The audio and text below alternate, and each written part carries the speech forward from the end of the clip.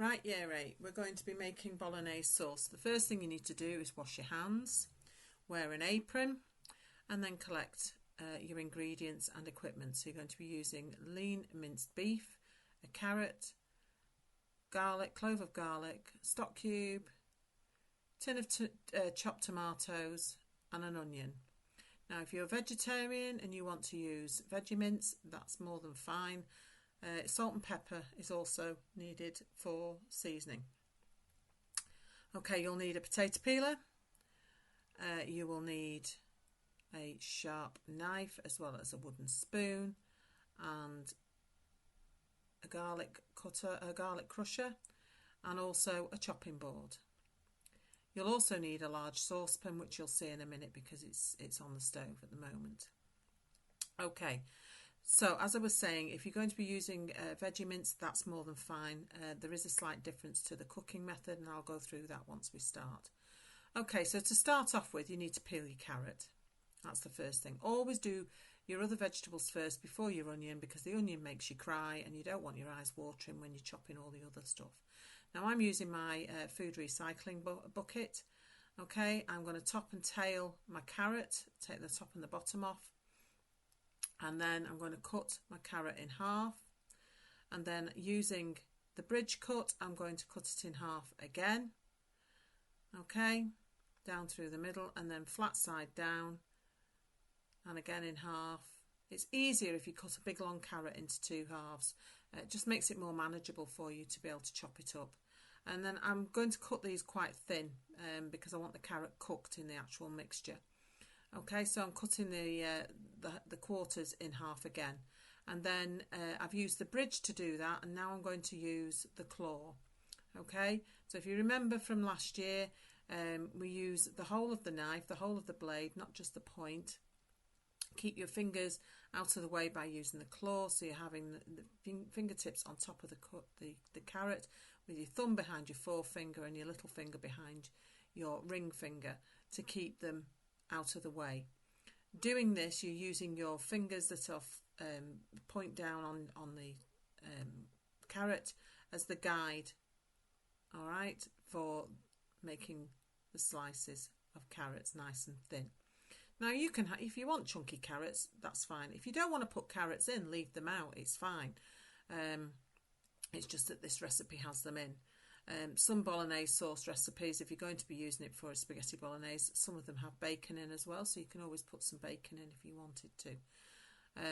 Or you could put peppers in and make it into a chilli.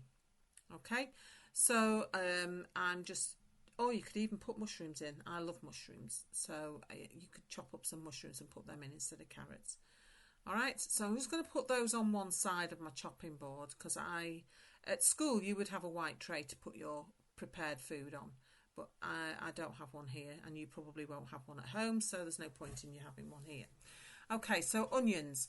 The onion is the thing that makes you cry the most, is the root. Okay, so you're going to cut the top off.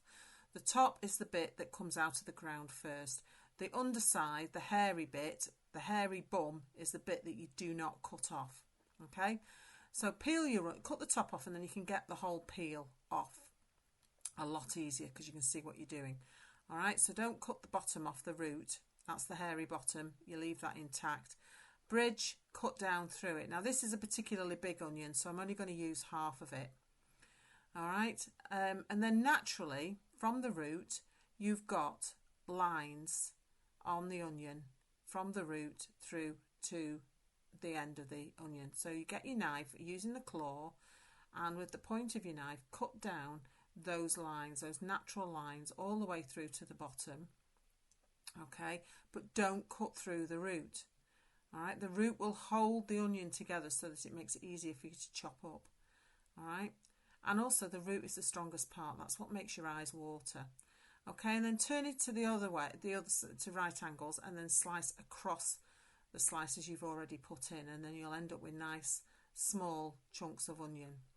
Okay, right, and so once you've done this, leave that in one pile on your chopping board. Don't mix them with your carrots. Okay, and then I'm just going to top and tail then my garlic. All right, That means just take the top and the bottom off very carefully and take all the outside purpley wafery peel off. All right, and then you're going to crush the garlic. Now if you haven't got a garlic crusher at home, you can actually chop it up very finely with your knife. Okay, so I'm going to crush this over the top of the onions because it's all going in together with the onions. The garlic comes from the onion family, so you can always put them together. Okay, right, the next thing I'm going to do is I'm going to open my packet of minced beef. All right, I'm going to leave it in the packet. I'm not going to take it out. Okay, I'm then going to open my tin tomatoes. These are chopped tomatoes. And the reason why I'm doing all this now is I'm getting it all ready before I start to cook. And I'm going to open my stock cube. Now I'm using a beef oxo stock cube, but if you're using veggie mince, you would use a vegetable stock cube instead. Okay, so we're going to now take everything over to the stove. Oh yes, you need some oil. I forgot about that. Oh, you don't need a lot because there's oil in your mince.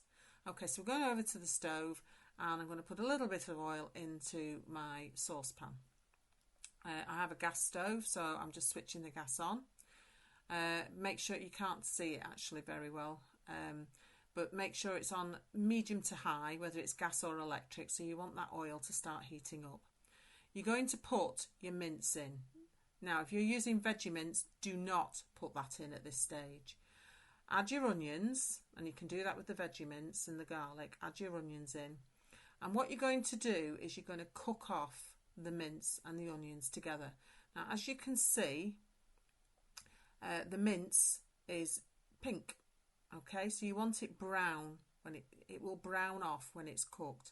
Now, it's important for you to keep the temperature control. Now, if you're not using minced beef and using veggie mince, you're just cooking off the onions. You're just going to soften them down. So it's the same principle. You want your onions softened down, but you're not looking obviously for the browning of the mince. Okay, this will take about 5 minutes. Okay, you can start to see it browning. Just keep moving it around the pan. If you feel that it's starting to stick to the pan, turn the heat down a touch. If it really starts to weld itself to the pan, just add a little touch of water, but be careful because it might spit back at you, just so that it loosens it off the bottom of your pan. Okay, so I'm just stirring this round, and then you can see it's all browned off. All right, so my mince is now browned. So to this, I'm now going to add in the rest of my ingredients. I'm just going to turn the temperature down a touch. I'm going to put in my carrots. Okay, I'm going to crumble in my stock cube, and that will add more flavour. You can always add some herbs as well if you wanted to. I'm just washing my hands, and then I'm going to mix that in. Okay, at this point, if you're using veggie mince, you can put your veggie mince in and just turn it round and toss it around just to break it up a little bit, because sometimes it's frozen. And mix it in with the carrots and the onions. Okay, and then to this, I'm then going to add my chopped tomatoes. Okay, I pour that in, and then I'm going to fill half the tin of the chopped tomatoes with a little bit of water. So I'm just doing half a tin and I'm putting that in.